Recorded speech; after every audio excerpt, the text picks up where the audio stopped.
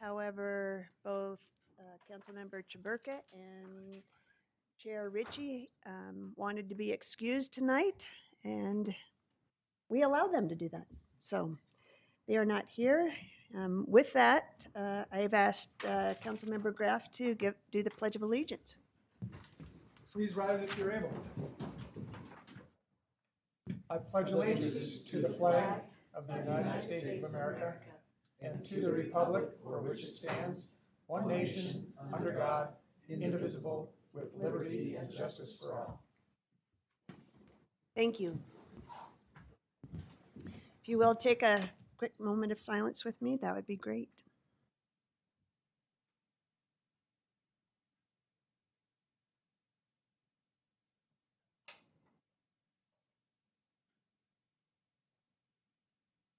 Thank you. Are there, before we get to the acknowledgement on the agenda, are there any acknowledgements that council members want to make? I just wanted to acknowledge what a wonderful weekend it was with the Ogden Marathon. I have the opportunity each year to volunteer, and the energy and involvement of the community, not just the athletes, but the athletes that participated, in addition to the many hundreds of volunteers that participate. It's just a little bit of magic in downtown Ogden on Marathon weekend. Yeah, Vice Chair White, I'd also like to acknowledge the ribbon cutting at the Fort Bingham Monument. Same day. That was happening at the same time. There was, I'm gonna guess, 25, 30 people there standing on the corner of Second and Wall with lots of traffic noise. It was quite an acknowledgement of the history of the area. There was and the tribal leaders came and did a blessing on the monument. We had some of the local people talk a lot about the history. Yours truly and our good mayor got to say a few words, and it was a pretty good event. It was, and I thought it was well attended for what else was going on. Yeah, awesome. Fantastic. Anyone else? Well, in that case, I would like to acknowledge the next Military Appreciation Month on our schedule. We have Fernando Morales that's here today from our he's the Diversity Commission Chair, and we're excited for you to do the acknowledgements. Okay. Thank you. Like mentioned, thank you for having us, esteemed members of the council. My name is Fernando Morales, and I'm the current Diversity Commission Chair. And with me is Juliana Woodbury, Commissioner Woodbury, who is the Vice Chair of our commission. And as you mentioned it, I think I have enjoyed seeing you around the community as you know the people of the tapestry of Ogden. And I think it's an excellent partnership we have between the Diversity Commission and the Council to recognize members of the community. And this month we have this Military Appreciation Month to recognize this important part of our community as the military neighborhood here in Ogden. We owe them honor and respect for everything that they do, and we are here to recognize a key member of our community. We present Colonel Jeffrey Holland to the council to be recognized. As the commander of the 75th Air Base Wing, Colonel Jeffrey Holland serves as the installation commander at Hill Air Force Base, where he's responsible for providing installation support for the Ogden Air Logistics Complex, the 3A8 and 419 fighter wings, 56 other units, and their combined 27,000 uniformed and civilian airmen, 6,000 contractors, and 4,400 military family members. Since assuming command of the 75th Air Base Wing in June of 2022, Colonel Holland has focused on strengthening ties between the base and its surrounding communities, most notably through the Project One initiative. The Project One initiative increases our airmen's military readiness by fostering a sense of belonging and community. It drives engagement through 5 focus areas: airmen and families, primary and secondary schools, colleges and governments, community partners, and religions and spiritual support. While every airman and family members benefit from these efforts, Project One makes the most significant difference for those who feel most different from their communities in which they live, particularly airmen and families of color, members of the LGBTQ+ community, and those in different faiths. Since the initiative launched in the spring 2023, base personnel has participated in numerous engagements to enhance connection with the local citizens and organizations. Additionally, the state of Utah, local communities such as Ogden, local school district, and religious organizations, which have deepened their partnerships and developed programs to promote airmen community integration and support. Together, the base and the communities, through their efforts, help ensure the communities are safe, welcoming communities where every member can thrive. And for this reason, we present this recognition together to Colonel Holland. We're going to ask him to come.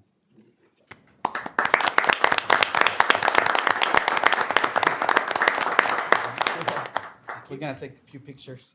Okay. So if you can help with the picture time. Yeah. We'll start with the mayor. Nope, you're good. We'll do the group. Oh, you got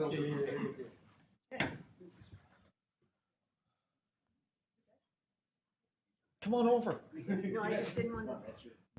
Stand by me. Yeah, that's two. You three are doing great. No, you're fine. You're fine.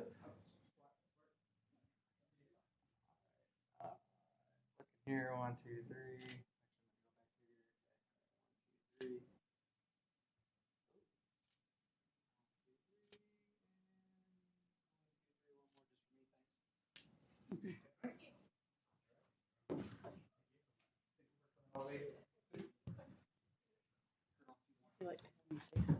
I don't know if you'd like to say a few words. Guess I should. From what I know of you, you always have a few words to say, so I appreciate it. I'm not sure if that's a good thing or a No, bad it's good, it's good. So council members and mayor, I appreciate the opportunity to stand here on behalf of all of our airmen at Hill Air Force Base, both those who wear a uniform and those who are civilian and choose to continue to live here to support our national defense. I thank you so much for the work that you do to make the community feel like a place where they want to be, where they feel safe, where they feel like they belong, and where we can all work towards achieving our personal and our professional potential. I have been amazed at the support the community provides and during my time here at Hill Air Force Base. And I really do believe, not just because I happen to stand here right now, but I do believe that the community support that Hill Air Force Base receives is unmatched across the Air Force. And so I had the experience of being assigned at an installation where a community support award is named for that community. And it was not, their community support was not as great as that which we receive here. So I'm thrilled to be a part of the Hill Air Force Base history and legacy here, and I'm excited to see the continued growth and partnership that we all have together as our community. Thank you. Thank you.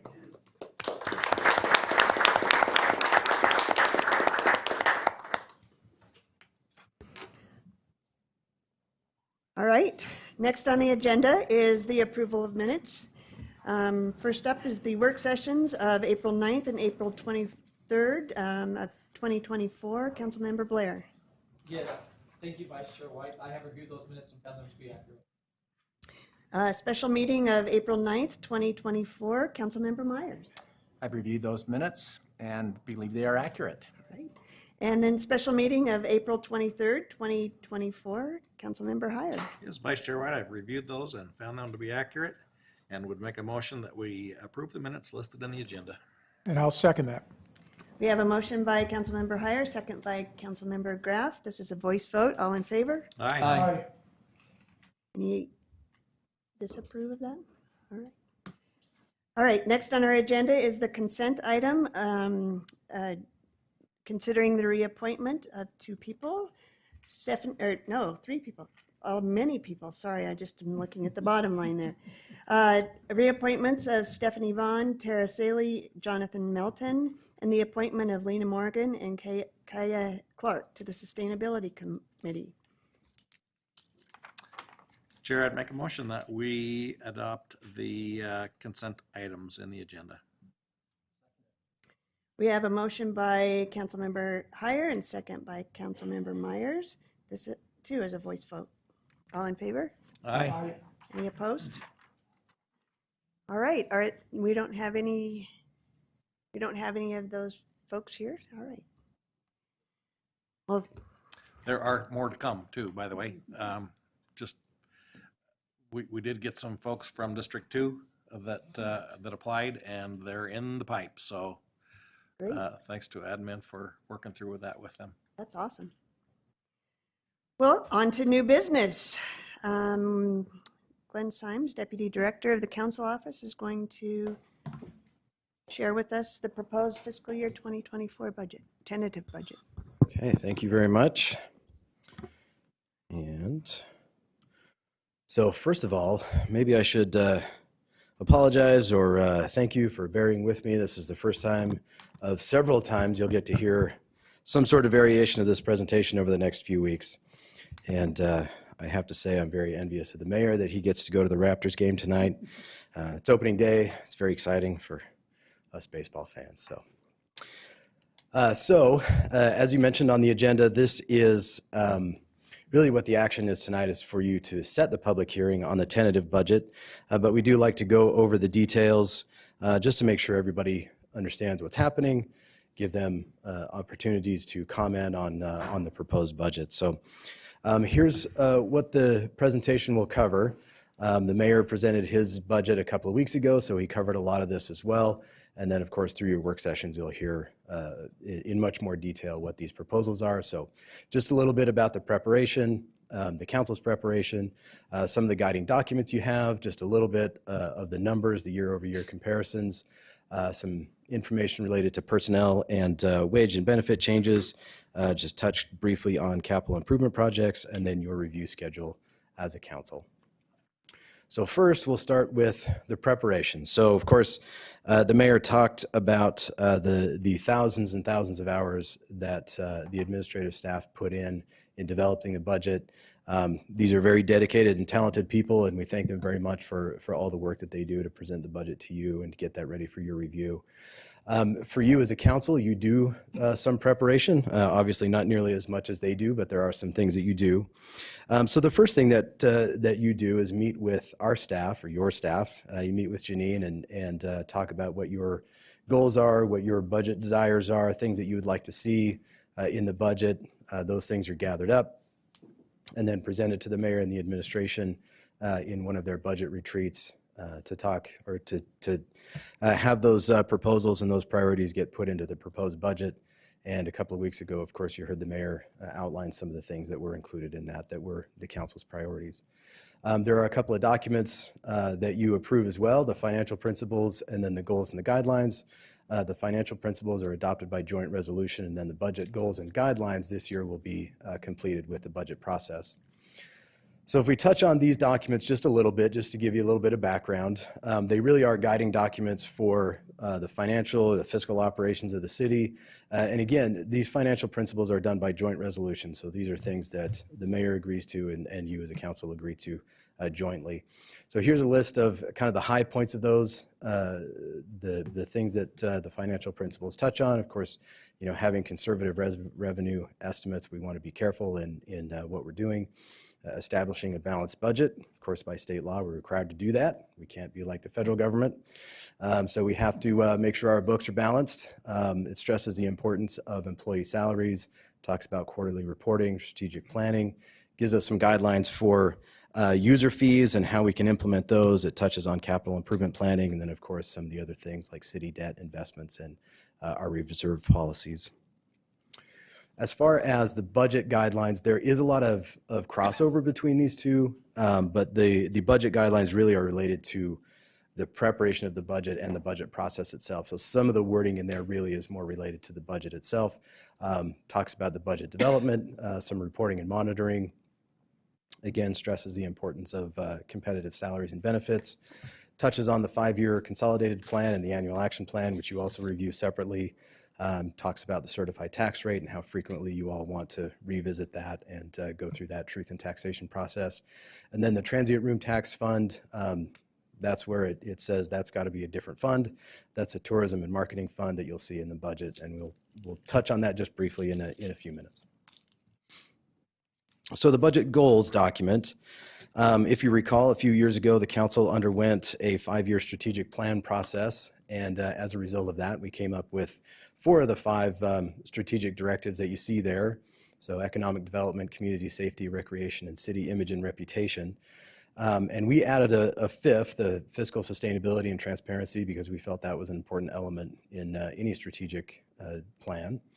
And so you'll see these as a filter, both with the budget goals as those are written, but you'll see these in other places too. You'll see these as budget elements. You'll see these also in the capital improvement plan. So you'll see how each of the projects in the CIP meet any of these strategic directives. So when we get into the numbers a little bit, as I mentioned, this is really a high-level overview. You have opportunities to go really into the weeds with some of these numbers, so I won't go through all the details here. You can see overall, we are proposed or projected to have an increase in general fund revenues of about $7.5 million, which is just over 9%. A couple of these numbers I do want to call out. So you can see the top number there, the property tax, that's proposed to go up about $783,000, excuse me. And that is a result of a couple of different things. So there's about $600,000 proposed for new growth with property tax, and then the other $183,000 is proposed revenue as part of a property tax increase, and I'll touch on that in just a second. Sales tax is proposed to be flat, so you don't see an increase there. Franchise tax is a truing up of what we have been getting. And then some of the other funds, there's a slight tick up in some of those things. We touched on those a little bit earlier in the work session today with building permits and things like that. That last line there, the other financing sources, this is a lot of the transfers in. And this one in particular includes some BDO lease revenue that is being proposed to be moved into the general fund to support wages and benefits. And so that right there, that line item in the budget is where that shows up. So if we touch on the first line and the last line from that last slide, just to get a little bit more detail, as I mentioned, in the proposed budget to you is a change in the certified tax rate. We don't have the actual numbers yet. The certified tax rate comes to us the first part of June. We're expecting that to be around a 1% increase, and we're anticipating $183,000 in new property tax revenue as a result of that. And that requires the truth in taxation process, and that hearing is scheduled for August 6th. As far as the BDO lease transfer that I mentioned, this would be a new transfer out of BDO lease revenue into the general fund, and that would be to support general fund wages and benefits. The 12% is 12% of the $15 million that's proposed to be transferred, so that's where we get the $1.8 million from. And as it's proposed, this does require an ordinance amendment as well. So these are 2 decision points that the council will have to determine in order to make those 2 changes that are proposed in the budget. So when we jump to the general fund expenditures, so you saw the general fund revenues up about $7.5 million. This is the breakdown for where the expenditures would be on the corresponding side. There's obviously ups and downs in every one of those funds. There are some kind of common themes that contribute to some of those increases. Number one is wage and benefits, of course. There are also some changes with some IT contract maintenance. So some of the software that some of the departments specifically are using, some of that is being charged back to those departments rather than being held in another part of the budget. And so that results in some increases in their expenditures, as well as some fleet lease changes. You heard a little bit about that with the fire earlier tonight. When we jump over to enterprise funds, so those folks who may not be completely familiar with enterprise funds, these are separate, so these are not general fund funds, and these are essentially meant to support themselves. So there's a separate source of revenue for these. They're accounted for a little bit separately to make sure that the operation is self-contained, that the charges for services are covering the actual cost of running the operation. So there's a couple of different categories. So you see the 4 utility funds there. Most of the revenue from that comes from charges for services or your utility billing, airport, golf, and this particular recreation fund These are fee-based. And then Business Depot Ogden is, of course, the BDO lease revenue. And then medical is the insurance charges that you heard about earlier. The one new line item there is the parking and mobility. So this would be a new enterprise fund, and that relates to the downtown parking plan that the city is trying to implement, the paid parking plan. So all in, up just over 10% on enterprise funds. If we jump to internal service funds, some grant funds and some other funds, we see the internal service funds up just a little bit, 1.71%. And again, those not completely familiar with government budgeting, the internal service funds, as you can see there, are funds that primarily serve other departments in the city. So fleet and facilities, IT, risk management, those generally get charged back to those departments to support those operations. The capital improvement fund, which I'll touch on in a few minutes, is down a little bit. This tends to fluctuate depending on the projects that we have. So we had a big project, got a big chunk of money for a project last year. Of course, that's not in this year's budget, so you see that big reduction there. The tourism and marketing that I mentioned, that's the transient room tax account. And then miscellaneous grants, a lot of these are public safety or law enforcement grants. You heard a little bit about that from the chief earlier. And then the major grants, of course, is the CDBG and home funds that you deal with and review with the annual action plan, and then a couple of other smaller funds there. So all in with everything, the Ogden City budget is proposed to go up, or anticipated to go up, just under 5%. This does not include the RDA budget, the MBA budget, or the Weber Morgan Strike Force budget that is also in your budget packet. So I've started a couple of things there. We do have some early Schedule A changes for you. We anticipate more to come, but we'll have some of those discussions as we go through these work sessions. So the first one is to make an adjustment to pay for one position that's proposed in fleet and facilities. So it was proposed as a new position. The money wasn't included in the budget. So there's an increase in a use of fund balance of about $60,000, as well as a reduction in another part of the fund to cover the roughly $80,000 for that position. So that was just a correction. And then if you remember a couple of weeks ago, you all adopted a final annual action plan that included the final entitlement numbers that we had gotten that day, and that was a total reduction of just about $41,000, and that's reflected in the city side budget now with that Schedule A change. So, of course, all the numbers on the pages don't really mean much unless we have the people to do the projects or provide the services. So if we touch on the position changes right now in the proposed budget, as the mayor mentioned a couple of weeks ago, there are 16 new positions proposed. 9 of those are in public services, 1 in police, 4 in fire, and 2 in management services. And again, you'll have an opportunity to go into more depth about all of those positions. You have had a little bit with some of the work sessions, and then next week in particular, you'll be able to hear much more about those positions. So these are changes to existing positions. So there are 3 proposed reclassifications and 3 proposed title changes in some of the positions there.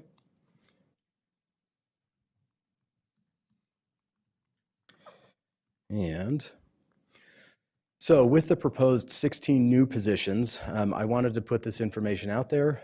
You might be asking, how many employees do we have in the city? And so with the proposed 16 employees, this is a total for all the funds. So the general fund, you can see a couple of those are not whole, so those are fractions. So some positions do get charged out of different funds, and so the management services, for example, you see there 43.15.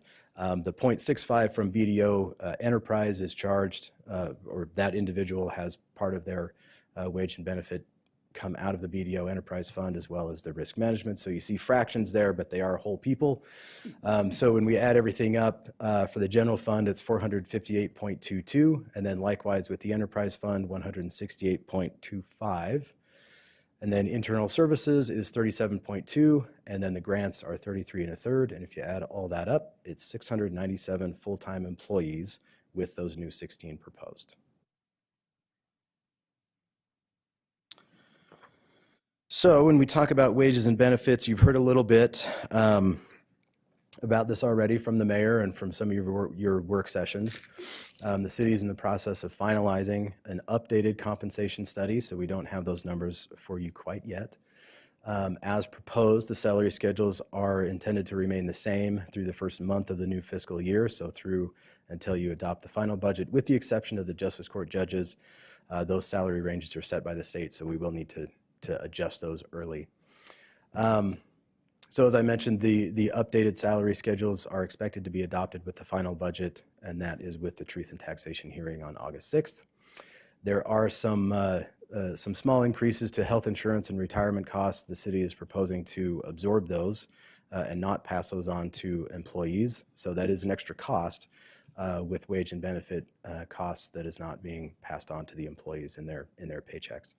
With the exception of dental, it's just a minor change, and that is proposed to be passed on, but it's a few dollars.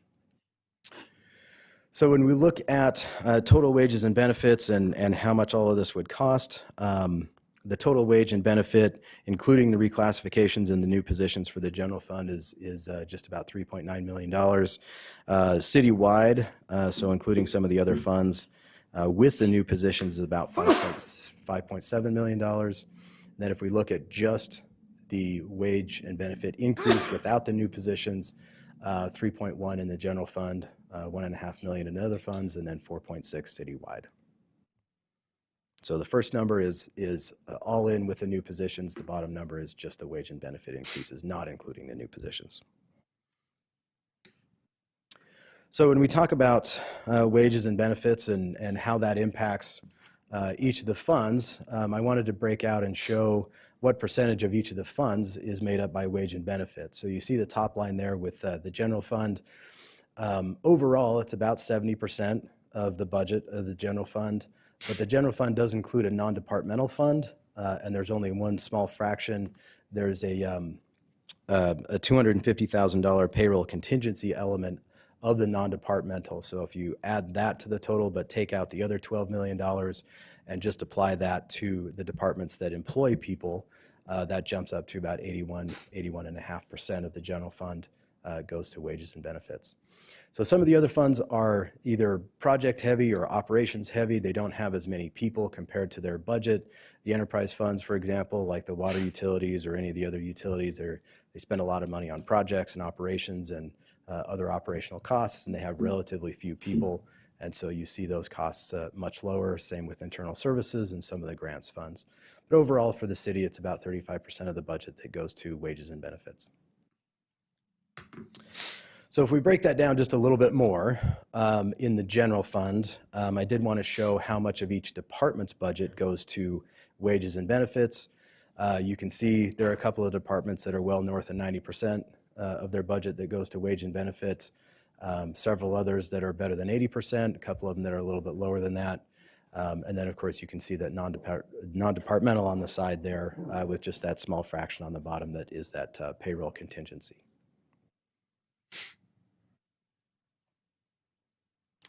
All right, so in addition to the people to do the job, another big expense in the budget is the projects. So the mayor touched on this as well a couple of weeks ago. There are a proposed total of 42 projects proposed for funding in the FY25 budget. 2 of those are ramp projects, 12 of those are what we consider one-time projects, and there's a list here. And again, the mayor went over those, and you'll also have an opportunity to talk about those throughout your work sessions. The remaining 28 are what we classify as perpetual or ongoing projects, and this includes obviously things that continually need upgrade and maintenance, like streets and sidewalks and the utilities, parks and city facilities, Union Station, Dino Park, and then of course some other projects throughout the city.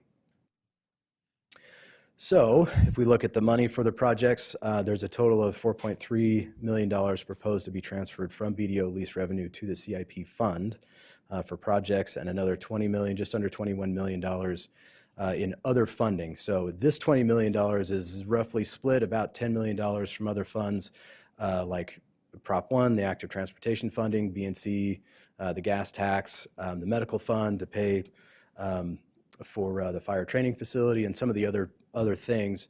The other 10 million is the utilities, so the water, sanitary sewer, storm sewer, but all that together is about $21 million in the other funds category. So that totals about $25 million. There's also $390,000 proposed to go from BDO lease revenue to golf, so that doesn't go through the CIP fund, but that is for an irrigation capital project. $100,000 to the airport. This typically is the match for the FAA money that we get, and then $150,000 to critical project contingency. So if you remember a couple of weeks ago, I gave a presentation on the capital improvement plan, and I noted there are a couple of projects that are proposed, but that aren't shown in the budget, and they're fairly big ticket items. The $86 million for the 36-inch Canyon water line is not shown obviously in that $25 million, and that is bond funding that we won't recognize until we actually get it. So we will get it, we'll have it, we'll do a budget amendment to show that, but it's not in there quite yet. And then the same with the TSA holding room expansion. That's some grant funding along with some other money that we already have for that project, so that's not reflected in that $25 million either. So your review. So you've had a couple of work sessions already. So we started last week and talked about the general fund revenues. We started the discussions about the BDO lease revenue. You heard from our public safety employee groups, and then we started our conversations about the water rates and the proposed water discount. And then today we got through two of these three so far. So you heard from legal and the fire department, which included the medical fund, and we got about halfway through CED and the airport, and we'll continue that after this meeting. Next week will be a pretty full work session as well, where we will hear from management services. That includes fleet and facility, IT, risk management, and the non-departmental fund. And then police will be here, as well as public services, which includes the utilities. What I didn't put on here also is parks, recreation, cemetery, all the other things that public services does. They do quite a bit. And then we'll have some discussions on any further Schedule A changes if we have any of those. So the work sessions through June, the 4th, the 11th, the 18th, and most likely into July as well, will be a chance for you to talk about the budget, answer any questions, or ask any questions that you have and get answers for those, and have any discussions about any changes that you would want to make. We are hoping also to have good conversations about the compensation benefits and salary schedules as well. So those are the work sessions. When it comes to decision points, you can see tonight we're on the first one. Where you would set the public hearing for June 4th on the tentative budget. What we're recommending, because we are planning on going through the truth and taxation process, is that you actually open that public hearing on the 4th and then continue that to the 18th. And on the 4th, you would also set the public hearing on the enterprise fund transfers for the 18th, and then set the public hearing on the fees as well. So we can hold the public hearing on the 18th for that. So when we do get to the 18th of June, as I mentioned, you would continue that public hearing, and you would have the option to adopt that tentative budget with the Schedule A changes. So again, for the folks who haven't been following along as closely sometimes or are new to this, the Schedule A changes are related to the tentative budget. Schedule A1 changes are related to the final budget. So you'll have Schedule A changes related to the tentative budget. We will talk more after you adopt that tentative budget. Any further changes will be in Schedule A1 with that final budget. We would adopt the salary schedules for the Justice Court judges, as I mentioned, and then you would have the option to approve the fee amendments, and then you would hold the public hearing on the enterprise fund transfers.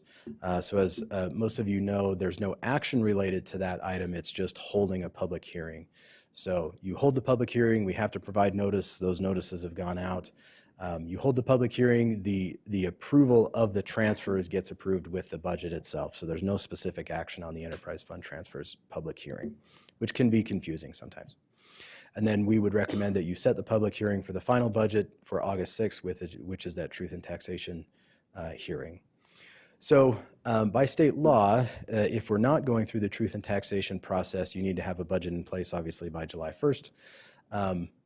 If you look at the calendar, there is one more Tuesday in June, past the 18th, but there is a primary election that night. We aren't currently planning on holding a meeting that night. We try not to hold council meetings on election days to allow everybody to go and vote.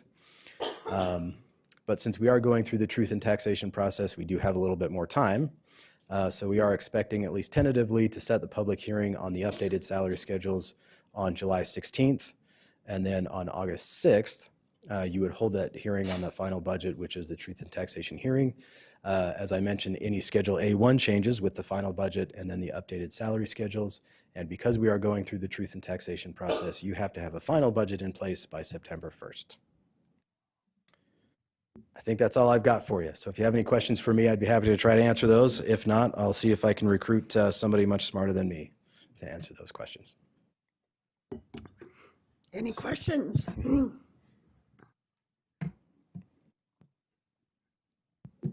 Really? No questions? Okay. No. I'll take it. All right. Thanks. Excuse me.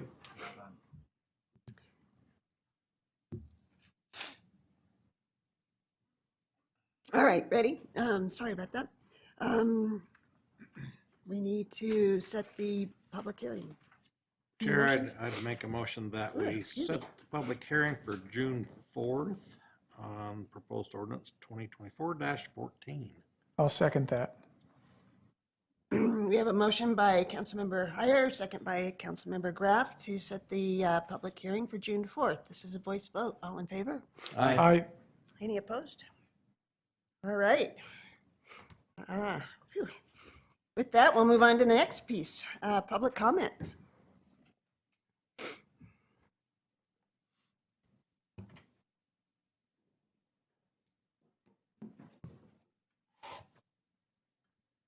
Okay, I'm Kerry Wayne. I'm your neighbor from across the street. I live over on 1200 West, often referred to as Ogden's waterfront, Boyer Beach, Mosquito Coast, home to the Ogden Redneck Regatta and Mud Bog races. We've asked for 2.5 years that you guys, that the city, do something about the water problem over on 1200 West. Today we celebrate the first day in 8 months that we have not had standing water along 1200 West. But I'm not counting the retention pond because there's water in the bottom of it. So just so you know, we still haven't solved the water problem. But again, 1.5 years ago, Mark Johnson did an article in the Standard Examiner saying a fix was in for the standing water along 1200 West. And nothing's been done in all that time. And I've talked to Mayor Nadowski about it. He's unhappy with me, told me don't even talk to his staff, which I think is bad. He said, take all my complaints to Marriott Slaterville, but I find out that you guys aren't talking to Marriott Slaterville.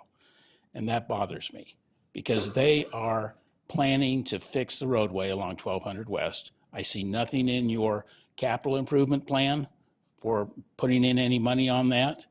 The expansion is supposed to come off the BDO side of the road, so you're going to be involved unless you decide to renege on that. But again, all we're asking for is please be understanding of what we lived through. Again, Ben came over to the house and was walking around. I'm watching all the mosquitoes buzz him, and I'm thinking, he doesn't see this. You know, there's places on my property that is shaded you can't go into because you're going to be eaten alive. But it's Boyer created the problem. Marriott Slaterville notified him of the fact that they had put in the wrong type of fill in the drainage ditch, basically blocking any drainage from happening. It used to go down to Millstream, and we didn't have that problem. If you go and look after a storm and you look at Nature Center, you go up on the other side of 400 North, there's no water because the Army Corps of Engineers years ago used the proper methods to get rid of that water. And so for 2.5 years, we've been suffering over there. And I told him, I says, every time that water comes up to the edge of the roadway, you're going to get a call. I don't care whether you like it or not. You're going to get a call because it's inexcusable that that type of neglect should happen. And all we're asking for is a solution. You guys are all nice people. I understand that. Okay? Why can't we come together and get a solution? Marriott Slaterville has been willing to work with you. Bill Morris, I called him up, says, we're ready, willing, and able whenever they want to talk. Ogden City has canceled 6 of 7 meetings with Marriott Slaterville to discuss water issues. And that's inexcusable. There's nothing being rescheduled. And that is just unbelievable to me that would happen. I mean, if you really truly have an interest with working with your neighbors and making the community better. The idea that Mary Slaterville has right now is going to make your property value worth more. And it's going to reestablish some of the value we lost when those warehouses were put in. Because I'm $200K short on my property value. And I know my neighbors are even worse. So please, help us out. Thank you much. Thanks, Gary.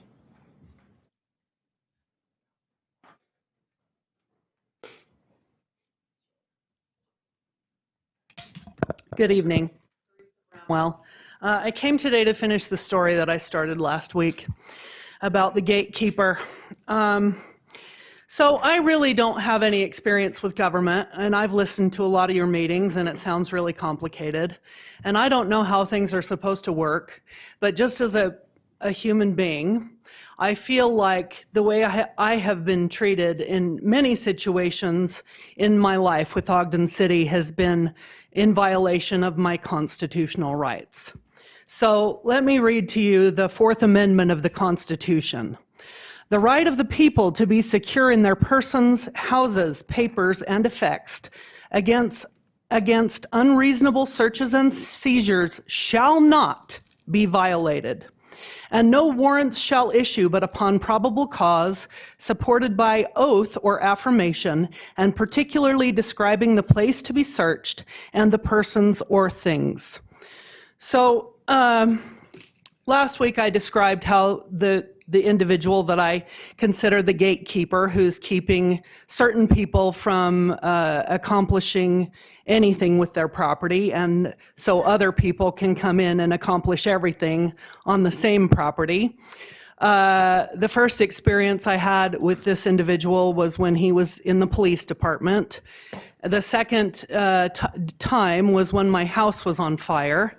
At that time, he presented himself as being a member of the fire department.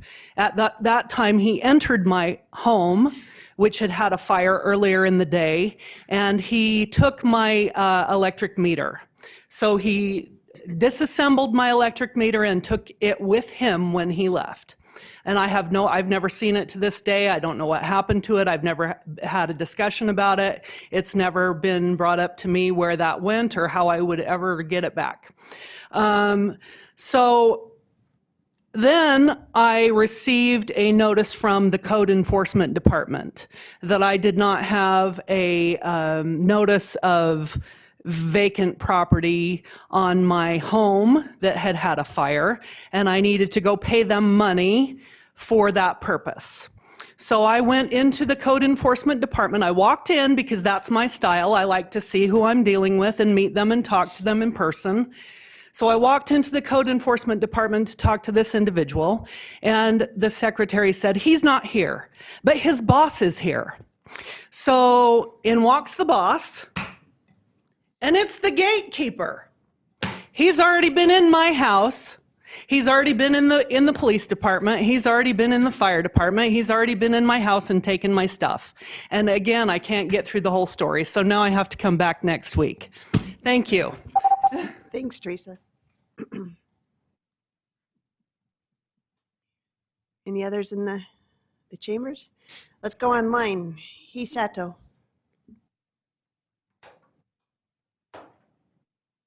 Should be good to go. Hi there, Hisato, Ogden resident.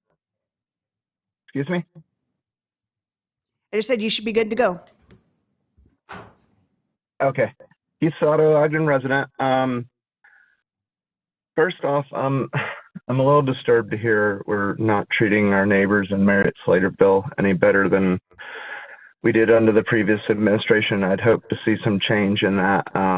Hopefully it's just a glitch and we'll get through this, but I think they deserve better treatment than what we're seeing. We're making profits off of the BDO. We use it for a lot of our expenses, and we should use some of that money to make our neighbors whole. So that's that part. As far as our budgetary process goes, I guess before even adding in a bond for the major water line repair, it looks like we're at least 8% up from last year. And I've seen similar increases that outpace population growth and including inflation and population growth. And our budget keeps growing faster than either of those can account for. And I'm not seeing a whole lot of effort spent. At least I haven't seen anything public of efforts to reduce costs and to reduce redundancies. We're making sure everybody that works for the city, stays up with inflation, but the citizens have to pay for that, and we're not keeping up with inflation. So I would like to see more effort with cost savings. We reduced the budget one year. I think it was during COVID. We dropped about $7 or $9 million without firing anyone and without reducing services. We just found savings. I've seen once where the different departments were asked if they had a 5% or so cut in their budget, what bad things would happen was basically the loaded question asked of them. And of course, they all came back and said, oh, we'd have to cut this, we'd do that. It would be devastating to our department. I don't think that's the proper way to do it, to internally ask people what would happen if you cut their budget and they had less to work with. I think we really need an outside eye on this to really take a look and see where we can have some savings instead of increasing our budget every single year by these amounts. So please consider this. Thanks for your time. Thanks, Heath. Anyone else in the chamber or online? All right.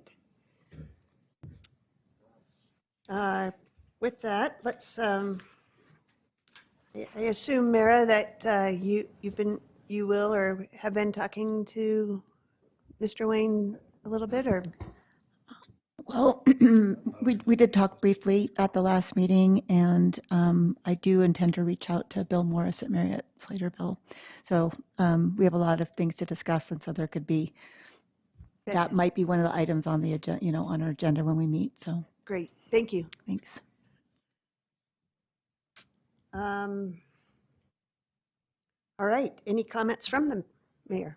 Just a couple acknowledgements that it is Public Works Week this week, so just recognizing everybody over at Public Services for the great job they do, and of course the role they played this weekend with the marathon and a lot of other events. They're very, very involved in all those activities. And then it's also EMS Week, so some of our fire personnel were receiving an award at a recognition this week, and we also appreciate the services that they provide the city. So just wanted to acknowledge both of those teams. Thank you.